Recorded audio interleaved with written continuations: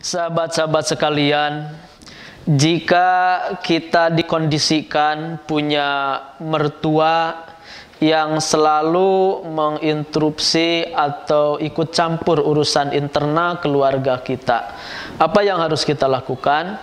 Sahabat-sahabat yang dirahmati Allah, setidaknya ada 7 hal yang harus kita lakukan ketika kita ditakdirkan punya mertua yang dalam tanda kutip ya selalu ikut campur urusan internal keluarga kita. Yang pertama adalah sadari dulu bahwa tentu ya mertua kita itu melakukan itu tujuannya baik, niatnya baik. Nggak mungkin ada orang tua yang ya ingin anaknya nggak baik. Pasti tujuannya baik. Hanya mungkin caranya, cara mengkomunikasikannya dan lain sebagainya.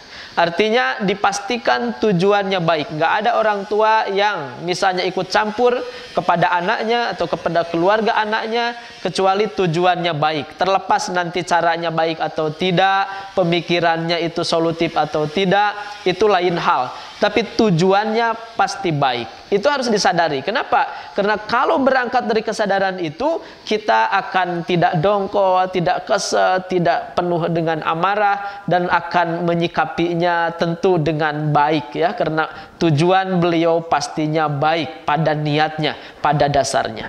Selanjutnya yang kedua, sadari mertua kita itu adalah manusia. Gitu, bahwa ya bukan malaikat yang tentu punya karakteristik sendiri, punya ya cara penyampaian itu tersendiri dan lain sebagainya. Artinya punya adat, punya kebiasaan, punya karakter dan lain sebagainya yang harus kita maklumi. Orang tua bukan malaikat, tentu ada sisi-sisi yang memang ya tidak ideal menurut kita ya, tidak sesuai dengan ekspektasi kita. Itu yang kedua. Yang ketiga, kita harus maklumi bahwa orang mertua itu sebenarnya orang tua kita. Jadi jangan ada di mana mindset kita itu mertua itu orang tua suami kita atau orang tua istri kita. Jadi merasa kalau ikut campur itu ada orang asing yang datang gitu ya, ikut campur. Tidak. Mertua kita adalah orang tua kita.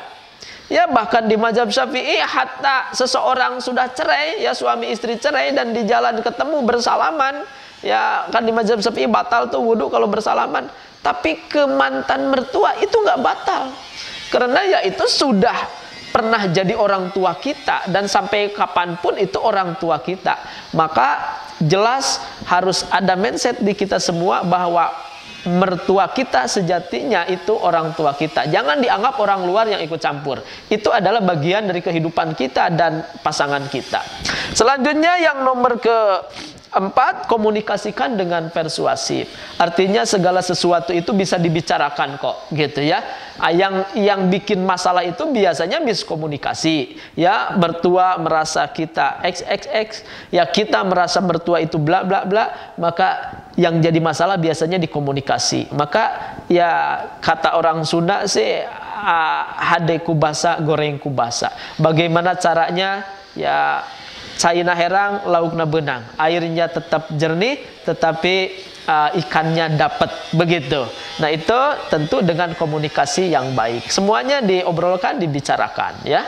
Selanjutnya yang nomor kelima, jika ternyata sesudah dibicarakan masih tetap bermasalah misalnya, maka pakailah pihak ketiga. Mertua kita tentu punya kakak, tentu mungkin saja masih punya orang tua atau punya gurunya, punya ustadznya gitu. Itu pakai media ya orang ketiga. Atau bisa saja kita enggak frontal karena kita mantu, kita pakai gitu ya, komunikasikan dengan istri kita atau suami kita supaya ngobrol dengan ibunya, dengan bapaknya. Artinya pakai pihak ketiga, jangan langsung kita karena ada adab tentunya.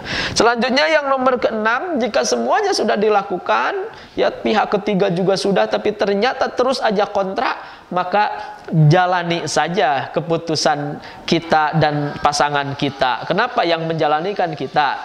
Tapi tentu dengan siap ya, harus menerima respon apapun dari mertua kita dengan legowo. Idfa billati hiasan, kembalikan ya kejelekan orang dengan kebaikan. Ya sekali lagi jalani aja. Misalnya kata mertua kita harus hitam, kita tetap aja milih putih misalnya, jalani aja yang putih, tapi tentu dengan siap menerima respon ya tidak menyenangkan dari mertua, dengan idfa billati hiya ahsan, kembalikan keburukan, respon jelek dengan tetap berbuat baik. Dan yang terakhir, jangan lupa doakan, karena doa mukhul ibadah. Doa itu pokoknya ibadah, senjatanya gitu ya orang mukmin. Maka doakan mertua kita untuk diberi hidayah, untuk selalu dalam bimbingan Allah, dilembutkan hatinya, dan kita ya ingin ya bersama di dunia, berinteraksi dengan mertua itu dalam bahagia, dan kelak di surga dikumpulkan oleh Allah Subhanahu wa taala. Jadi berdoa yang terakhir. Sekian akhirul kalam. Assalamualaikum warahmatullahi wabarakatuh.